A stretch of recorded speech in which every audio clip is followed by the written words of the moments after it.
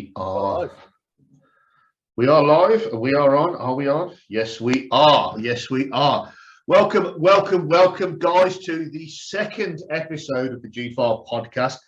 Joined today by a very, very special guest, an old friend of mine, an old training partner, my brother from another mother, and we are going to be diving deep into the subtle superpower of accountability. And who better to bring on than the accountability coach? There we go.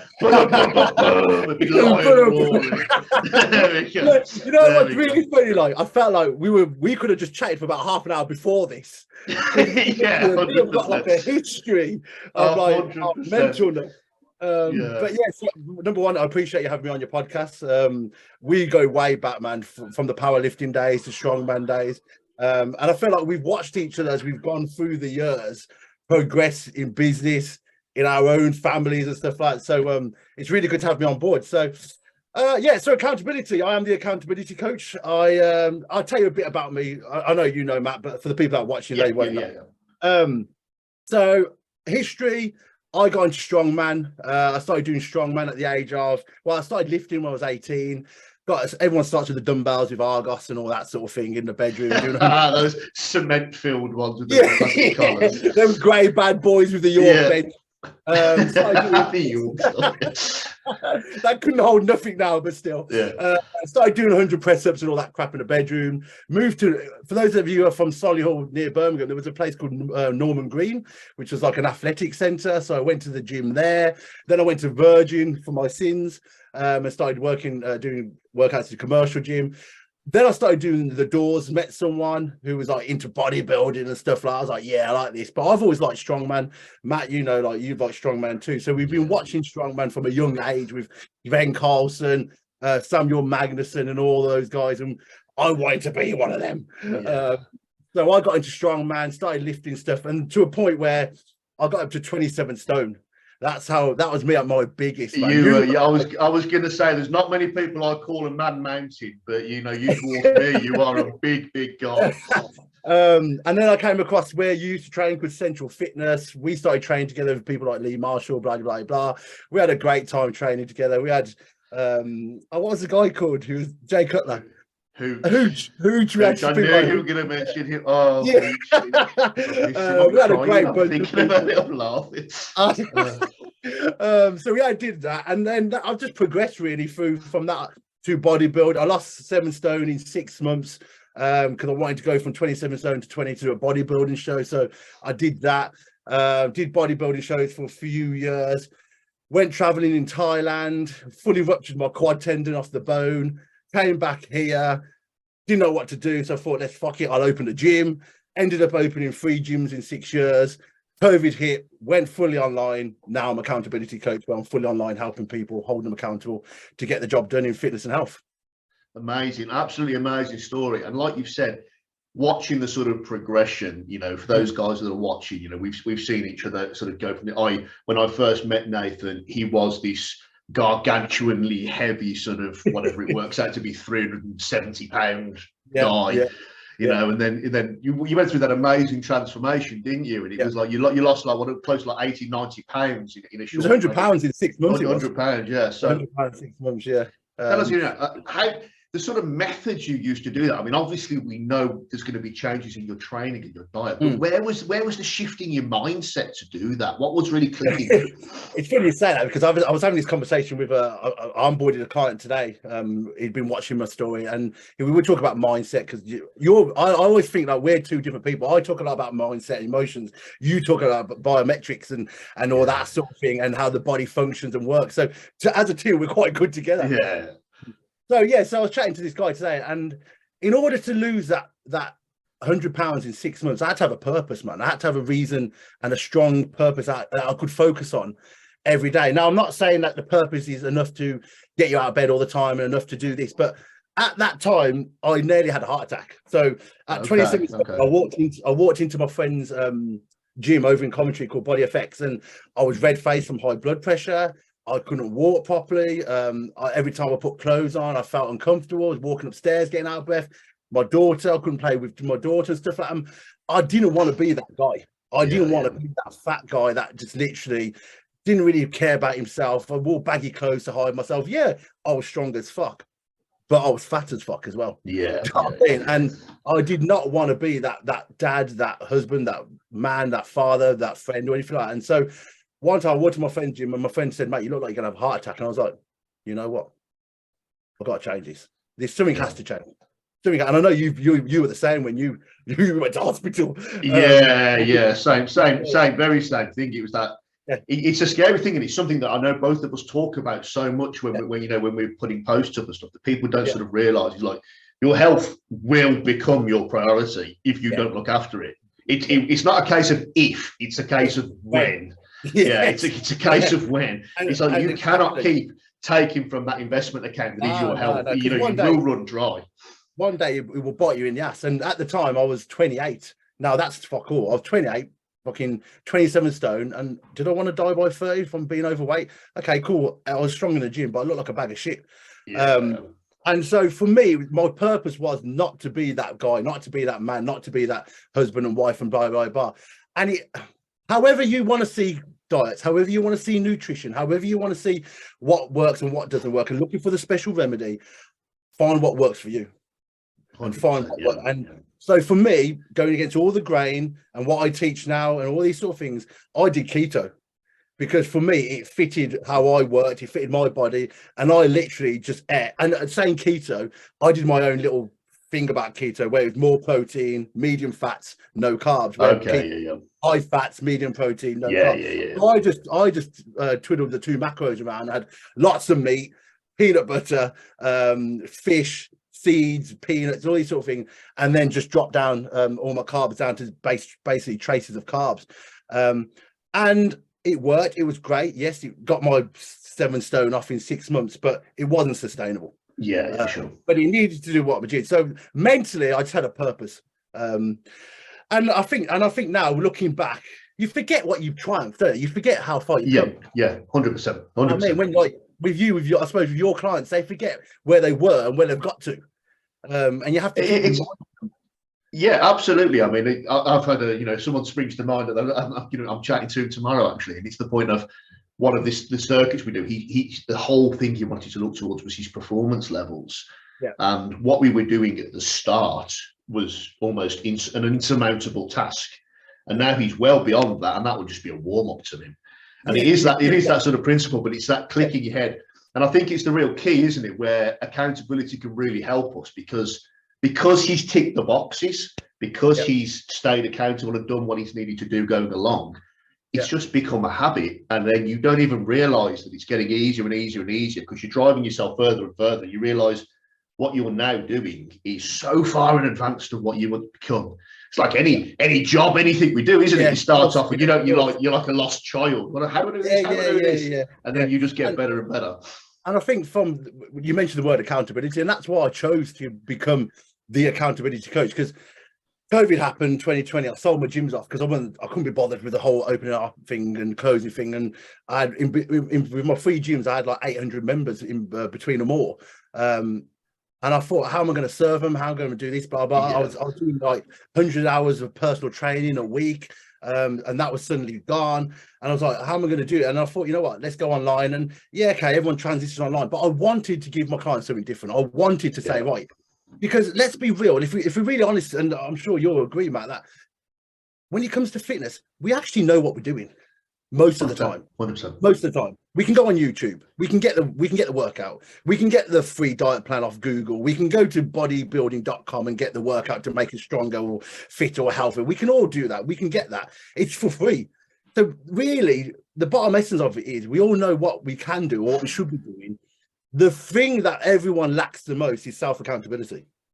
Absolutely. I could not agree more. I've had this conversation when somebody said to me, if people can get things off ChatGPT, for example, these AI systems. And I said, exactly as you've done, I said, diet plans, nutrition plans, all these things, they've been out there for the last 20 years. They've been available for 20 plus years online. I said, if people were going to do that and make that change, they would have.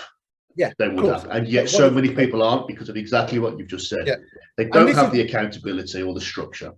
Yeah, and this is why I felt like when I was personal training, this is what I felt was missing, because I suppose like yourself, like when we have our own coaches now with business, we have our own coaches with training and all these sort of things, because we want to get better and good at what we're doing. Yeah. So we pay and invest our own money into. I've got a business coach. I'm sure you've got a business coach. I have. You've got someone that trains you or make sure you're doing things to a certain degree, or as long as you're being developing and evolving. I'm the same. I want to learn to run, so I've invested in a runner's coach to show me how to run and do that. And I think with personal training, they come for you for this 1 hour, but then after that, there was no accountability. There was nothing. Yeah. They were just with you to learn or get pushed or talk to you about their day and all these sort of things. But then after that, and I thought, what was missing? What was the thing in the middle that was missing? And when I went online and became an online accountability coach, I realized a lot of people want to go to the gym by themselves and not have to pay for an hour thing or nothing. Like, I don't want to pay per hour. I don't want to pay on a package where I go see someone 3 times a week, because I actually know what I'm doing. What I want to pay for is the stuff that I don't know. I don't know. I'm not certain, or I just need accountability outside of the gym just to make sure I know someone's watching me. Yeah. Yeah. You know what I mean? And that is basically what, to me, accountability is. It's me showing my clients, are you up at 5 o'clock? Or have you got your meals prepped? Little nuggets, and just dropping nuggets every now and then, just to remind them. And then over time, them habits become normal. And that's it. Yeah. 100%. 100%. When those habits become normal, I can start to pull away the layers and go, right, well, you already know what you're doing there. You know what you're doing there. And it all depends on people's goals. It all depends on what people want to achieve and all these sort of things. But the main reason why the end goal is self-accountability, isn't it? Correct. Yeah. 100%. That's the end goal. The end goal is that we do it all ourselves. We wake up when we need to. We eat when we need to. We train when we need to. We put effort into our relationships when we need to. So the ultimate goal is self-accountability. But sometimes as the clients that I have, and I'm sure you have, they just don't know how to get there. They don't know the steps or the tools to get there. Absolutely. And I think people have got this transitional idea that they can just flip a switch and it will change. And ultimately, you know as well as I do that where they've got to in life is it's a course of habit structures that are built up, and they didn't all just build up one day. It wasn't a case of, you decided to go to bed late, to have extra beer, to have this, and all the stress levels built up, etc. They all stage by, they're quite insidious, aren't they? Stage by stage, they're sort of coming in. And the hardest thing is people don't see it. People think the words being consistent is a good word. People see the word consistent as a positive thing, but you can be consistent in bad habits. Absolutely. You know what I mean? So you can have bad habits and be consistent in them constantly over and over. And let's talk about someone who's an alcoholic. They didn't just have one drink and become an alcoholic. They consistently started to drink over time. The person that let's talk about me, when I got fat and 27 stone, I didn't go to Big John's, which is a restaurant in Birmingham, once or twice and suddenly become fat. I consistently made the choices that didn't serve me well, didn't bring me any value, to then end up a fat fuck. Do you know what I mean? So yeah, absolutely. And people find it hard to understand that it's not a one-time thing. It's a consistent making the wrong choices that becomes a habit, which becomes a bad habit, which then leads to where you are in that time of need, or where you are in a negative environment that you're in. And most of the time, again, when it comes to self-accountability, it's just, you've got to get to a point where you need to be honest with yourself. Yeah, and I think that is an absolutely massively valid point. It's so realistic. And I've said to so many people before, and not just in the fitness world, in personal friends and things like this as well, that you've got to at some point open Pandora's box, and you've got to get in there. And once it's open, you can't shut that thing back down again. Be prepared. Be prepared, because it's going to be a big change and it's going to be uncomfortable. But if you get comfortable being uncomfortable, you take that box, clean it out, tackle all the demons, tackle everything that's in there, and you become a different person. And I think this is where I think, as you teach as well with accountability, is one of the modules that I teach within my systems too, because it's so vital. It's a case of, there's a stage by stage process, isn't there, in terms of doing it? Like, for example, I assume if somebody's working with you, they're not just accountable to you as a sort of peer, as a mentor. You know, you'll have your own group set up as well, where they're accountable to that particular group setting, and they don't want to let people down. You don't want to let your coach down. You don't want to let those around you that are on the same journey down. It's like having a training partner, isn't it? It's like having a training partner. Absolutely. Like if I ever let you down a train, I'd feel gutty. That's why I never let you down. Do you know what I mean? So, and vice versa. You don't want to let, whether it's in a Facebook group, obviously we've all, as coaches, we have Facebook groups, whether it's in that type of group or a WhatsApp group or whatever. And one of the things that I think is really important when it comes to self-accountability, and this is whenever anyone ever joins with me, I take them through this process. And the process is, because for someone to own up to where they are at that time, it's about honesty. Okay, so the first stage, as I always say, the first stage to become self-accountable is being honest with the situation you're in, your environment you're in, how you see yourself, what values you've got, what your beliefs are. And in order to become self-accountable, you've got to get rid of all the excuses. So one of the things that the tools I use is getting the person, whoever's joined me, write down all the past excuses they've used in order to get to where they've got to. So, for instance, they go, "Oh, it was my mom and dad's fault. The way they brought me up. It was my work. I went through a time of work because I didn't have a job. My girlfriend split up with me. I was depressed. I was anxious, and all these sort of things. And yeah, they're good reasons. They're amazing reasons to why you're in this situation.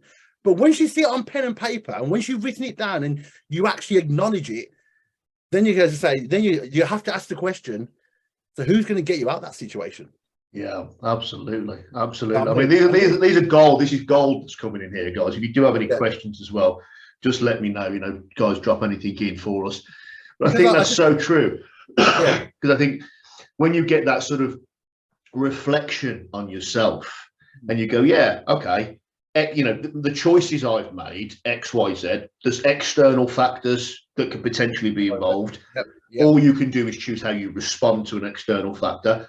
The internal factors you do control, you know, if we've, you know, fallen out and I get depressed and then go, oh, I've decided I'm going to go and shove loads of fried food in my face, then that's on me. The consequence is on me. But I think giving that thing, like you said there, writing it down, giving it some kind of acknowledgement, you start taking its power away, because you become aware of the mechanism, and you go, look, you know, that's an excuse. You know that's bullshit.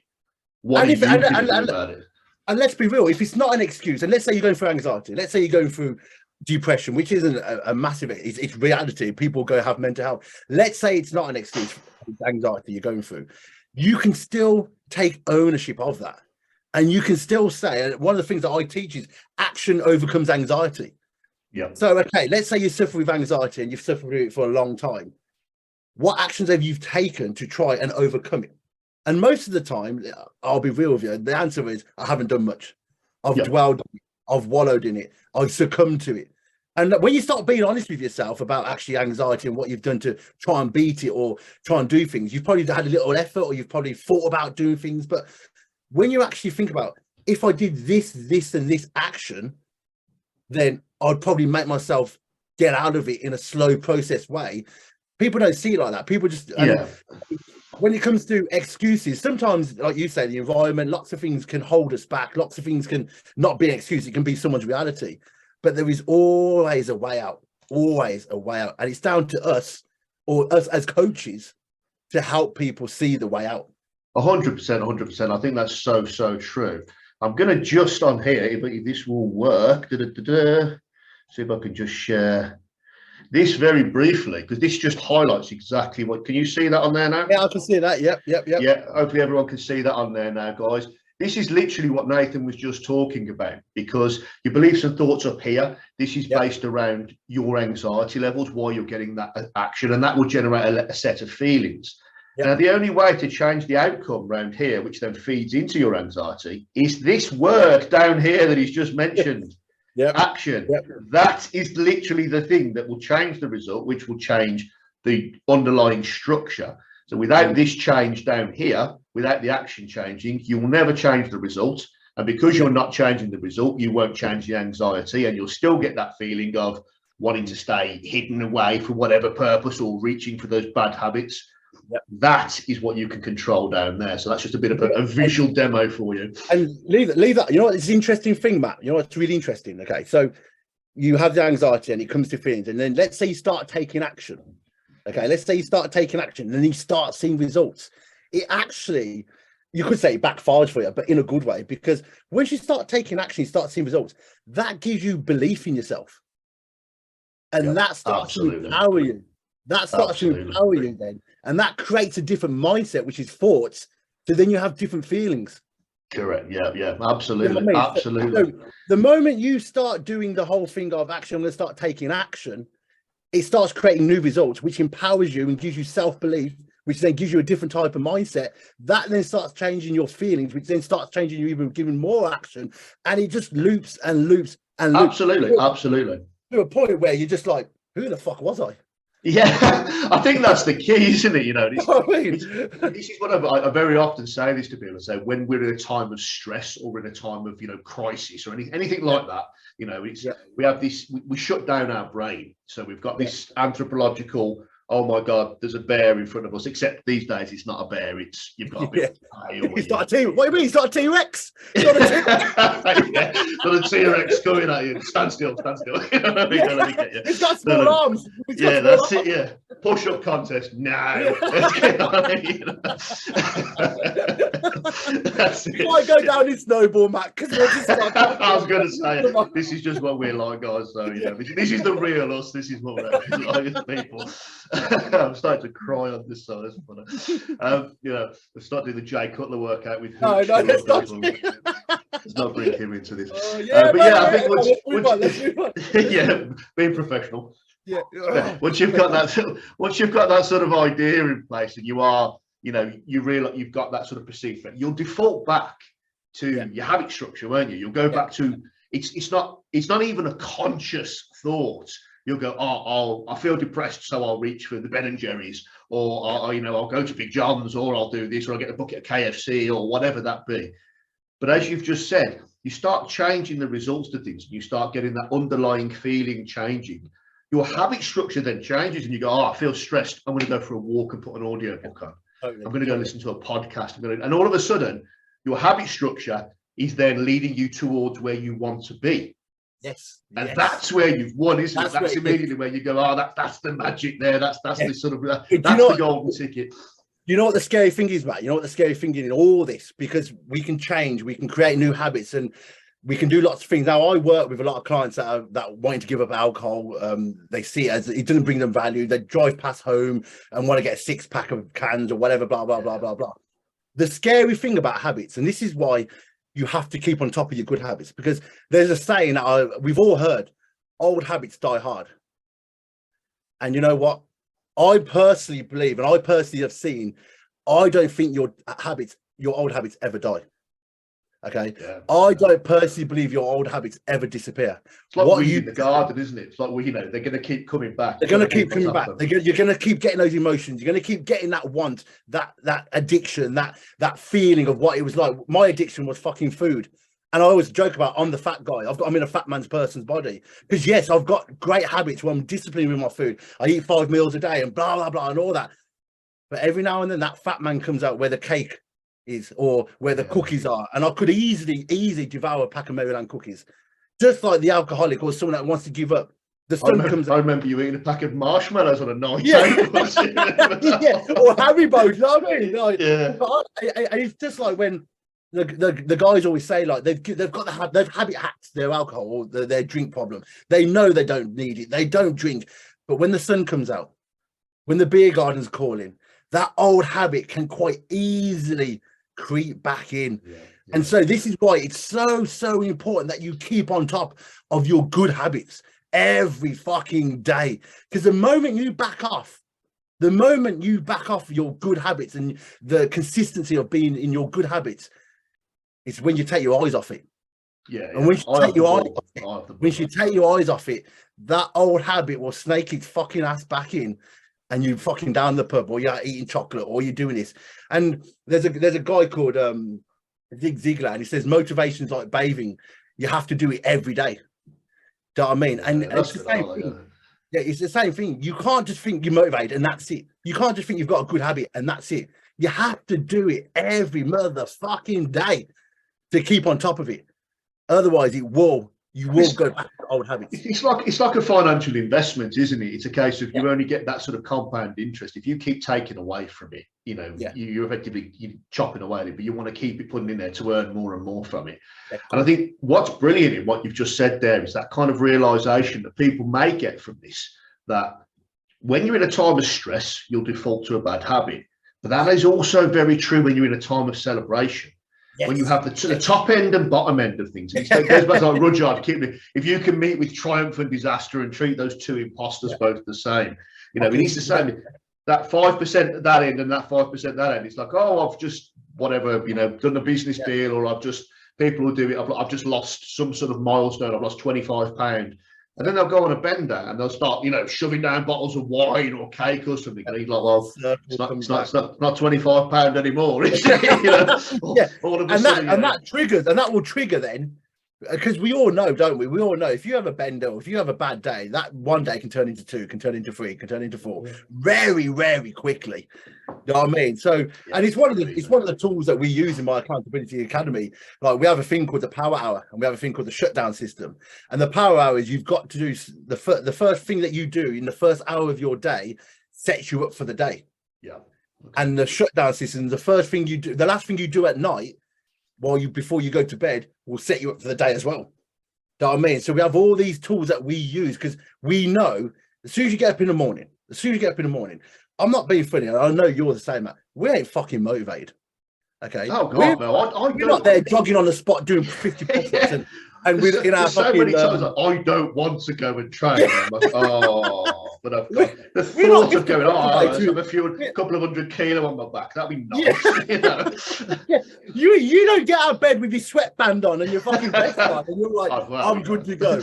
I say this all the time. Like, I get up at 3 o'clock every morning, and I sit at the edge of my bed arguing with myself, and I'm like, come on, you fat cunt, get out of bed, come on. And then 1, 2, 3, all my knees, all my back, and all that sort of shit. Because we're getting old now and all that sort of thing. And what you do from that moment and how you talk to yourself from that moment within the next hour will set your day up. If you're going to talk about, oh, fucking, I hate Mondays, it's so shit, blah, blah, blah. Oh, I can't be asked. Oh, I wish I didn't have to work out. Oh, I ain't prepped my food, and I'll sort it out later and all that. That style of mindset is going to set you up for a day of fucking hell. Absolutely. Because number 1, you're going to be chasing yourself. Number 2, you're going to look back at the end of the day and wish you'd set yourself up for a better day, and you're just going to feel shit. And this is where what we do in the Accountability Academy, we hold you accountable. So in that first hour, you've got your shit together. You've got your self-talk together. You give yourself a high five if you need to in the mirror. You tell yourself you're going to have a good day if you need to. You set yourself up to make sure no matter what happens in life, no matter what happens on that Monday, you go into the office and people are fucking pissing you off, and people are gossiping, your car breaks down, the tire's flat, the wife is pissing you off, the kids shit everywhere. Whatever happens, you're telling yourself, this day is gonna be a good day. Yeah, I'm going to deal with them. I think that's brilliant. I think it's brilliant. And it just shows as well, we call it slightly different things. I like that power hour one. That is, we have our own like morning formula and our bedtime rituals and stuff. Very same principle of getting your head in that right space, because if you get yourself in that space of, I'll do it later. I mean, that is the worst situation for it, because it's not going to happen. It's not going to happen. I mean, literally, when we were setting up this podcast, it was like, oh, I should do this. Fuck it, we need to set a time and date. Let's do it. Because then we put it in the diary, and now we're here doing it. Because if we hadn't... otherwise we wouldn't have. Because we would chat about shit. Next year. Oh, we're meant to do that podcast, didn't we? We're 2028. We're 45. We're like, what?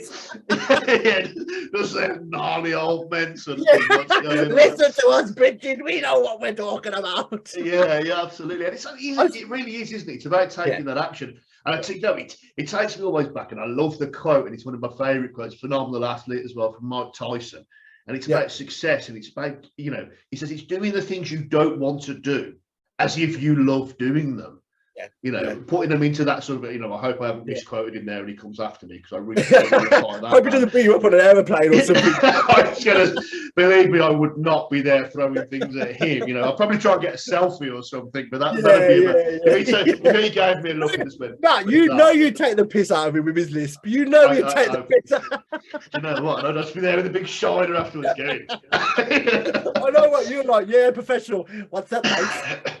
Yeah. What did you do? I got knocked out by Mike Tyson. Fair enough. No, It's really funny because there's that meme, I saw it yesterday, about we all regret saying we're going to get petrol in the morning. Yeah. Do you know what I mean? God, yeah. Okay. Yeah. And it's the same. Can we do? We say, I'll get petrol in the morning. In the morning comes up, fuck, why didn't we get petrol last night? Damn it. Yeah. It's the same sort of thing. We always regret not prepping our food, not putting a time in on that day, or not going to the gym first thing in the morning, or not getting our shit sorted. We regret it. Yeah. So, it is, I think it's true. And it's like little things. And it's like, this is going to sound like a stupid little thing. But before this podcast was set up, I was doing a few things, and I was like, I need to clean the kitchen. And, you know, it needs to be sorted up. There was one fly had come in because the window's open because it's there, and I was like, not having that straight away. I was like, just do it now. But now I know my kitchen's clean. yeah. You know, so if I go in there, start preparing food, like I'll prepare food for tonight and for tomorrow for my son and everything. We've got to think about that in our group, and we always say so. People probably want to say, like, how do you become accountable? How do you become self-accountable? And there's lots of ways of doing it. Like, for instance, I've talked about the power hour, doing things in the morning, talk about the shutdown system. But we have a thing in our group that we write a list for the week, okay? And it's a priority list. So it's things that take 2 minutes, 2 minutes job. If it takes 2 minutes, fucking do it now. Yeah. You know what I mean? Because otherwise, you're going to keep putting it off. You know what I mean? So we have things like, if it takes 2 minutes, do it now. If it takes 10 minutes, plan it in. If it takes an hour, look at your calendar and designate a time block, we call it, and we time block it in. If it's that hour, put it in that hour. And then no matter what happens, time block it out. But most of the time, when it comes to self-accountability, it's 20 and 30 lots of 2-minute jobs that are clouding us and that are holding us back and that are getting in the way. And just do them. Just quickly do them. One after the other, one after the other, one after the other. You'll realise, actually, you know what, it weren't that bad. Got it out of the way. It's done. Absolutely. You're in the kitchen. You know, little jobs like that. You're quite right. Like little jobs like that, like doing the laundry and sorting the washing out and folding laundry and putting it away. But, I don't want to do this. And what happens is, like you say, it's a 2-minute job, and people will allow multiple 2-minute jobs to stack up, and all of a sudden it's 20 minutes, and then it's an hour's long, and then all of a sudden, you know, it's 2 hours worth of stuff, and then that little bit of laundry that could have been done really quick is now a mound of laundry, and nobody's got any clean clothes, and people are going to go to school, and you've got to go to the gym naked and just speedos. Staring your budget smugglers, like, and some wellies just to make sure you're okay. My name is King Banana Hammock. So you just been there, but it's so true, and it's like having that kind of ability to sort of go, as you've just said quite rightly, just do that, and then when you are, you know, because if you're doing it, and I love doing stuff like that, those 2-minute things while I'm doing other stuff, I'm cooking dinner, like, okay, that chicken's got to be in for 20 minutes. Yeah, if that's got to be in for 20 minutes, that I can do 10 2-minute jobs in the meantime, and then that stuff I haven't got to do. Habit hacking. That's the whole new ball game. That is then. If you can start habit hacking things. So, for instance, like one of the key things is self-development. So we talk in my group, we do self-development tasks every day, and one of them is, if you're going to when you do cardio, obviously some people don't do cardio, but if you do cardio, listen to an audio book, because you're exercising your mind and you're doing cardio. Habit hack. You know what I mean? There's so many things that you can actually kill 2 birds with 1 stone, really cheesy like that. But there's so many things you can do while doing another thing that habit hacks it, that you can just cut time off. Do you know what I mean? So and I think one of the things that we always think of, you know, and I know, why have you never done your fitness journey? I haven't got time. Okay, and then when you start, that's the number one excuse. Yeah, it's number one excuse. I haven't got time. You have a different 24 hours to somebody else. You don't. Yeah, got the same and when you start hours. shedding it back and getting them to write it down and really break it down, you actually realize, you know what, and they realize, because you've done the exercise for them, because you've broken down their time. So they've got 2 hours. Do you know what I mean? Or they've got an hour at the max, at least, to do something. Yeah. And so, and again, it's that whole thing of, so if you want to become accountable in your fitness journey, it's about being raw and honest with yourself and saying, okay, I use the excuse of not having enough time. I use the excuse of I was busy at work or whatever. People use family, don't they? People use kids. And this is why one of the biggest ways of becoming accountable is time blocking. Now, if you looked, and I suppose you're the same, Matt, like the calendar and the alarm clock are 2 great tools for me, because every hour on the hour my alarm clock goes off about something, a task I've got to do, and I look at my calendar to see what's coming up every hour on the hour. And if you can time block things and say, right, and depending on how busy you are and depending on how accountable you want to become, I have from 3:30 till 5:30, 2 hours with my daughter. So no matter what happens in life, them 2 hours are designated to her. After that, 2 hours of blah, blah, blah work. And after that, an hour of this. And if you can really become so accountable, so for me, 3 till 6 is gym, 6 till 7 self-development and cold shower, 7 o'clock I do a morning podcast with my clients, 8 o'clock I take my little one to school, and then from then on 9 till 3 it's hour upon hour doing social media connection, blah blah blah, and all that sort of thing. But if you can designate time blocking, that is one key task or tool that you can use to be accountable. From this time to this time is gym, nighttime Sunday, this time is food prep work. Do you know what I mean? It becomes so easy in the end because you're just literally sticking to a time bomb.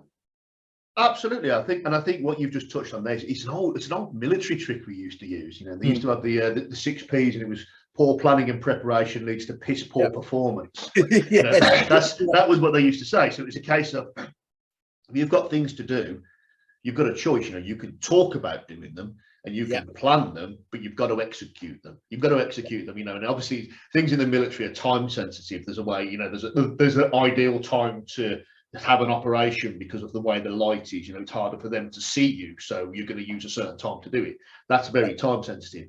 But with the way we are in the sort of civilian world of people doing things as well, you have a choice, don't you? If you plan something like this has got to be done by this time, and I think it was Elon Musk who pointed it out, and he put a thing, you know, along the lines of, if you give yourself 20 minutes to do a job, you'll do it in 20 minutes. But if you give yourself like 2 weeks to do it, you'll take 2 weeks to do it. Whereas if you actually go, this is being done today, this is going to get done. You're going to do X, Y, Z, X, Y, Z, X, Y, Z. Because normally, if you're not accountable during that period of time, what you will have done is thought about things, not done anything, not been procrastinated, sat on your ass, procrastinated, and you've just wasted that time. Whereas if you do those things, all of a sudden you go, I actually feel more relaxed now. I'm actually de-stressing because I've done X, Y, Z. I've done this task. I've prepared this. And this is some of the things that people don't take into account with accountability. Definitely. It's not just about being accountable to a coach or a group. No, it's yourself. You know, you're cheating yourself. You've touched on a really good subject there, because most of the time we aren't self-accountable because we don't actually believe ourselves.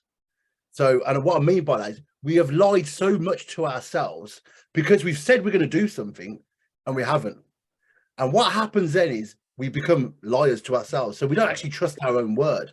And the moment we don't trust our own word is the moment we think we start becoming more and more like a failure. And once that mindset is, well, I'm going to do it and then not do it, that's failure 1, failure 2. Now, if you think of all the times you've said you're going to do things, or people that have said they're going to do diets, people that said they're going to join the gym, New Year's resolutions and all that, the amount of times people have said things, failed, subconsciously, you're failing yourself. So then subconsciously you're feeling like a failure because you can't even stick to your own word.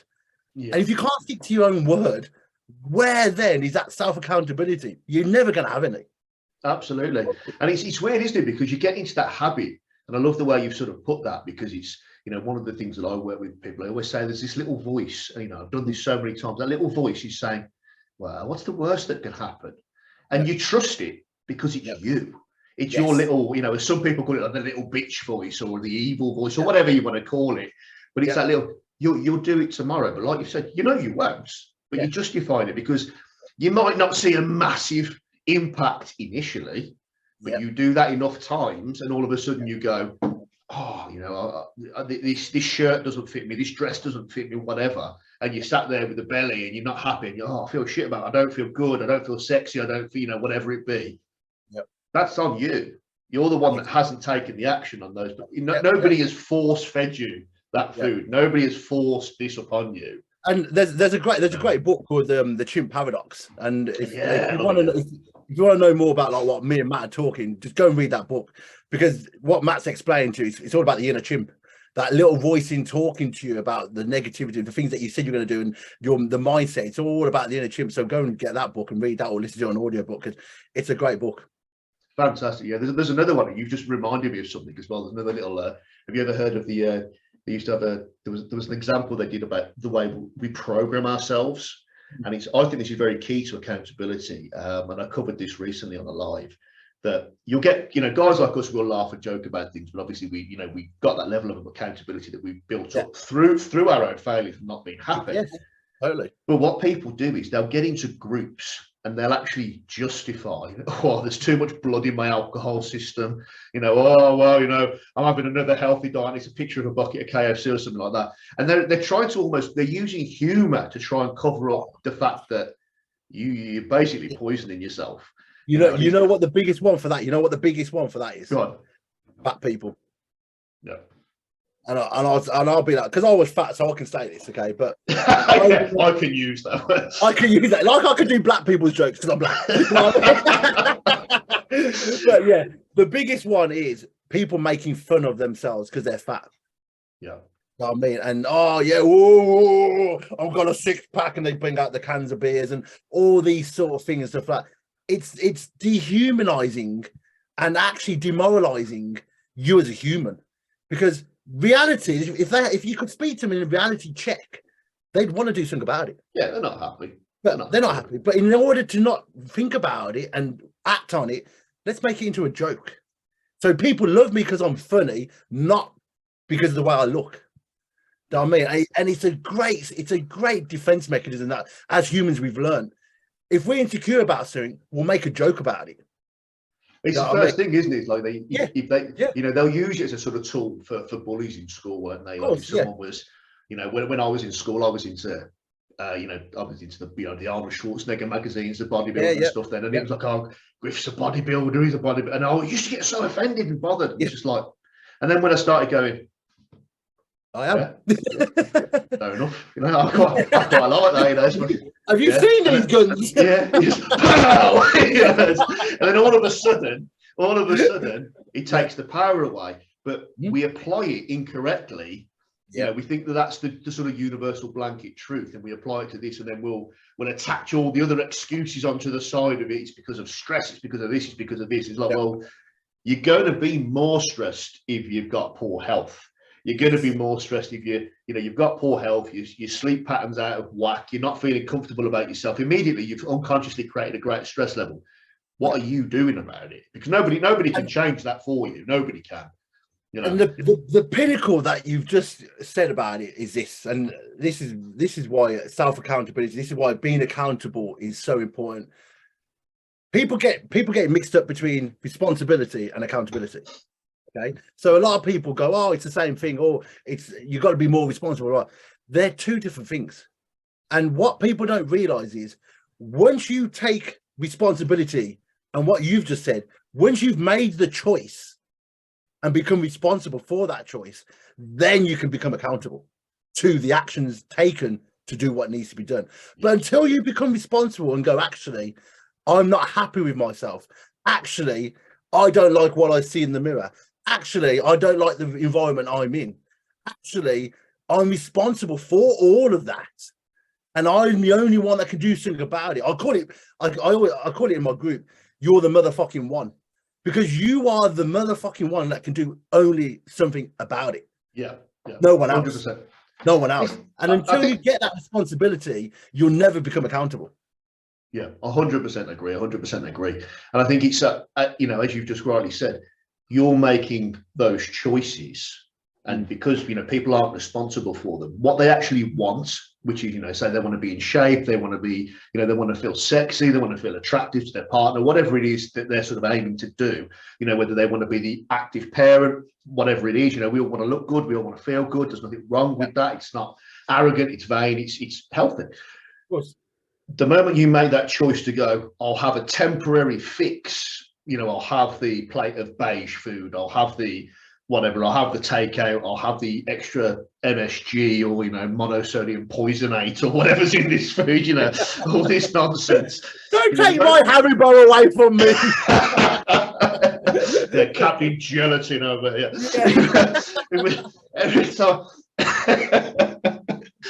Every time we make those choices, we're actually choosing short-term fix over what we actually want. Totally. And it's kind of like, this is, if you put this into a financial sense, this is you going, okay, you want to save up and you need a new car, but you're going, oh, I'm going to just, I'll buy that, I'll buy those things I don't really need, and then all of a sudden you haven't got the money for the one thing you do need. You do need, and we see it all the time, don't we? We see it all the time, especially absolutely. as coaches. Especially as coaches, we see people that want to do the 6-week shred. We see people that want to do the 10-day detox. We see lots of people that want the quick, short-term, not stupid fixes that they think fixes them. And really, and this is where I think we're both on the same pathway for this. We're trying to teach people, don't focus on the fat loss. Don't focus on the muscle building. Focus on the actions that create that. You know what I mean? And that's where accountability comes into it. Become accountable to the actions that create the fat loss, the actions that create the muscle, the actions that make you stronger. If I want to get, let's say, a 320 kg deadlift, I'm not going to do deadlifts. I'm not going to go and go, well, I'm going to do pull downs. Exactly. I'm going to become accountable to master the fucking deadlift. And I'm not going to think about the 320. Yes, percentage wise and all that, you're better than me because you're a better powerlifter than me. But you're going to do the percentages and calculations and all these sort of things.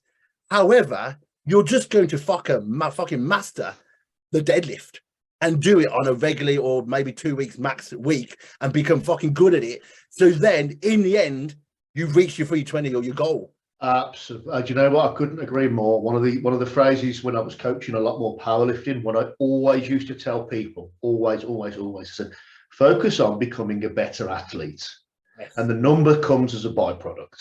You know, the number shouldn't be the target. The number is the byproduct of what's happening. Yes. You know, and and with fat loss, if you perform the actions that somebody that's in shape does, the lifestyle that they have, you know, they're eating the fresh salads, the fresh food, you know, maybe more of a Mediterranean diet, whatever that may be, you know, they're active, they're out walking with if you start doing those actions, you'll start becoming more like that person. If you want that and you're out every weekend, a few beers away, pig snacks, you know, peanuts, whatever it is that's sort of going in there, you know, get the pretzels in all the salty bar snacks, you're going to become like the people that do that, who are sat there with the big beer bellies and that aren't happy with themselves, that are moaning and putting the world to rights on that sort of fronts. And you become the 5 closest people, don't you? We all know that saying. You become your 5 closest people. Why do people pay us a lot of money to become their online coach? Because one, they want to look like us, or have our habits and accountability and stuff like that. 2, they see what we practice is what we preach. I mean, so what we say on the tin, we actually do. And 3, most of the time, they like us as people because we actually tell the truth. We're very harsh and we're very straight and things like that. If you want to be good, let's say you want to be good at becoming an athlete, you want to be good at getting stronger, you want to be good at fucking kicking it in the gym and all this sort of thing, you pay someone like yourself to do it. Because at the end of the day, you practice what you preach, you say what you can do on the tin, you've got the background for it. And so once you start associating with people that are doing what you want to become, you become like that person. Absolutely. I mean, why do I pay a lot of money to a business coach to create a business like his?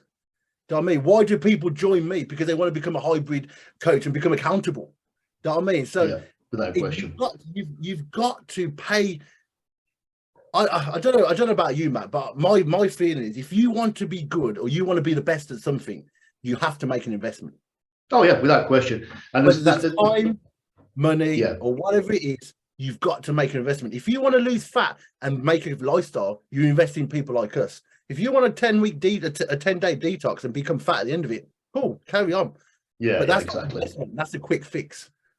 And that's the problem, is because people will, because they don't want to effectively be accountable, you know, they don't want to sort of follow those processes. They're effectively putting a plaster or a band-aid, whatever you call it, over a tumor. So you need to cut that fucking cancer out. You need to get rid of that problem and stop it growing and becoming even more of an issue. Totally. Awesome. Right. Okay. So a couple of things come through now. So one of the questions that's been sent through here, directly to you, if you don't mind answering it.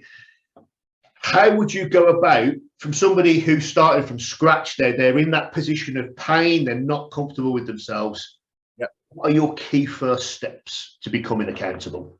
Okay, I always say to people first, okay, get whatever you do, okay, doing too much too soon fucks everything up.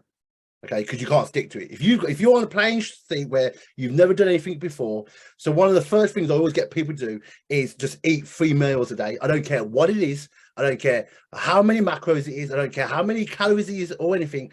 I get people just to eat 3 meals a day, because most people never eat breakfast. They have a little shitty lunch from Greg's and then have a fucking fat massive dinner at night. Yeah. And so if you're starting from scratch and you've never done anything, or you want to do so and you're sick of the way you look, number one, start eating 3 meals a day. Okay, whatever they are: cereal in the morning, a chicken wrap at lunchtime, bacon and eggs at dinner time, doesn't matter. Okay, but just eat basic 3 meals a day. That's never going to equate to more than 2,000 calories. Okay, so then just do that, number one. Number two, if you're not comfortable with how you look and going into the gym, doing half-an-hour walks every day. That's it. Just a half-an-hour walk. If you can do that, and you can eat 3 meals a day, that's it for 4 weeks. Let that be your habit to begin with. Let that really, put it in your diary, put it on the calendar, put it on your fridge. Do what needs to be done. So get your gym gear ready, or your walking gear, or your trainers ready. If you're going to do it early in the mornings, put them by your bed, put it by the door, put your alarm clock on, set something with your food, prep your food. So you're just having 3 meals a day. You're taking food with you to lunch. Them two things, and this is what I do inside my accountability coaching academy. If you're new to this game and you just want to start taking control of things, 3 meals a day, go for half-an-hour walk every day, 5 days a week. That's it. Brilliant, brilliant. Nice basics there, that they're just simple things that they can tackle, which I think is absolutely key. Yeah. So in terms of, how did you find your actual mindset change? So the way this is sort of worded now, I think it's not written very well, but I think what they're trying to, I apologise to the person sending that, but I think they got a bit confused when they were typing a bit of a fat thumb situation. We know what it feels like, Matt. Yeah, 100%, mate. I've done it so many times. Dyslexia comes through and I'm like, oh, that just makes no sense to anyone but me. It's amazing how people can translate it still. Yeah, absolutely. And it's why I tend to do spoken word so much easier. But how did you find, when you started doing that initial shift, how did your mindset change? You know, when you went from that being that sort of like, whatever it was, like 360-pound guy down to sort of like 260-pound, whatever it was, you know, around those sort of numbers.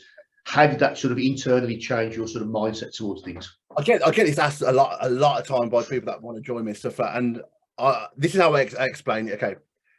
To build muscle, you got to put your muscle under stress. Okay, you got to go to the gym, work out, put A to B, time under tension, all that sort of thing. People forget that your brain needs to exercise as well. Okay, and you need to exercise your brain. Now, my mindset shift for me was, I was fat and I was watching a bodybuilding guy called Kai Green. If you don't know who he is, look him up. He's a famous bodybuilder, really good bodybuilder. And he had a mindset that I wanted. And he was in the car, in one of his YouTube videos, like a day in the life of Kai Green, and he was listening to an audio book in his car. Someone was driving the car and he had an audio book. Now, it sounds really far-fetched and stupid, but I took a screenshot of the screen and I zoomed in, and it was a book called The Secret by Rhonda Byrne. Okay, now if you don't know who Rhonda Byrne is, look her up. She's got 4 books: The Secret, The Magic, The Power, and The Hero. Okay, and they're all 4 books about law of attraction. Now, however you see things, however you want to believe things, stuff like that, the way I created my mindset was, number one, I fed my mindset with self-development books. I listened to things like Rhonda Byrne, like The Power, like The Secret, A Slight Edge, 10X by Grant Cardone. All these people I wanted to become, and in order to become them, they've left secrets and little golden nuggets in books they write, audio books they've spoke about. And so for me, in order to get to where I wanted to get to, and at that time it was Kai Green, because I loved his mindset about life and generally just about being a better man and all this sort of thing, I started listening to The Secret by Rhonda Byrne and The Power by Rhonda Byrne. And it's all about what you put out there, you attract. And if I wanted a different mindset, and if I wanted a different life, I had to start acting different. I had to start thinking different. I had to start wanting things a different way in life. And so what I did was, just as well I was training and feeding the muscles with food, I fed my mindset. And I started listening to all the audio books. I started listening to the self-help developments. There are so many books out there that people just think, oh, secrets to getting a millionaire, or secrets to making 10K a month, and all this sort of thing. There are books out there by people that are literally telling you how to create a new mindset. You've just got to act on it, number one, and believe in it. And that's what I did. I acted on it. Yeah. Mindset. Absolute golden nuggets there. And I think, it's, I've done some stuff with Grant Cardone myself as well. And I think it's, for anyone who doesn't know who that chap is, he was on The Secret Billionaire as well. That was a good episode for people to watch. He actually turned, I think it was $100. He turned in a month into a $5.5 million company. Good man. Which is just, and it's all based on how his mindset works and how he does things, it's that sort of belief in yourself that you can do it. And I think the real key there, one of the key takeaways for you to take from these golden nuggets and Nathan's dropping here, is that it's not a case of someone can give you this on a plate. It's a case of you evolve into something different. You create that person you want to be. And then that becomes the norm. And you look back, and I'm sure Nathan's exactly the same. I look back on who I was, and I can visibly remember being in a Touchwood, which is a sort of shopping centre in Solihull, getting out the car park, and before I even walked out the centre, which is a few hundred meters, having to stop because I had back pumps and cramps because I was so heavy and I was so robotic from lifting great big heavy weights. It was not a good time. It's embarrassing. It's not how you want to be. And so and I will never go back to being that guy. I will never become that person again. And you never evolve and you shift. Exactly. And the key to that is, now that what that feeling's like. So you never want that feeling again. Yeah. You know what I mean? And people need to realize, like, when it comes to mindset, it's not a magical thing or stuff like that. Again, it's like going to the gym, putting the reps in. When you're doing the reps, 10, 20 reps, 5 reps or whatever, you're putting your reps in. You're putting your hustle and grind into the gym. It's the same with the mindset. You got to put your reps in. You've got to listen to the audio books. You've got to start changing your self-belief about yourself. You've got to start changing your self-talk on a daily basis about yourself. We do a thing in our group called about journaling and about putting gratitudes and affirmations. I'm a big believer in this. And whether you believe it or not, or whether you've looked into it or not, gratitudes and affirmations are such a powerful tool to use to change your mindset. If you're waking up with a bad feeling inside, or you've got something coming up, if you start saying to yourself, it's going to be a fucking awesome day today. I've got a roof over my head. I've got beautiful children. I've got a wife. I've got a great job. I've got a nice... When you start talking, it switches your mindset. Yeah. And you start thinking positively. And that crap day that you've got kind of suddenly start feeling quite good about yourself because you're talking about good stuff mentally. It's true, isn't it? And I think it's one of the other little quotes. I love my little quotes in the background. I love them, man. I love them. They always say, they say there's those two wolves inside you, and you've got that sort of negative one and the positive one. And they're always in a battle. And the simple point is, well, which one's going to win? It's like, well, whichever one you feed. Yes, that's the bottom line. It's whichever one you feed. I mean, I've got another version of it saying the correct number of wolves inside you is 0. If you have any wolves, you're only going to get there. But it's the principle of things anyway. Yeah, right, we'll start wrapping this up now. That's been a brilliant hour. What I will say to anyone is, anybody that's watching, if you do have any further questions, hit me up. By all means, message Nathan directly as well. He'll be tagged in everything. You can go through to him directly. If you want more information on anything that Nathan does or anything that I do, message us directly, come through to us. And we'll always be there to help you and stuff like that. Anything else that needs to come through. Nathan, it's been an absolute pleasure. I appreciate it. Having you. We should do it again, mate.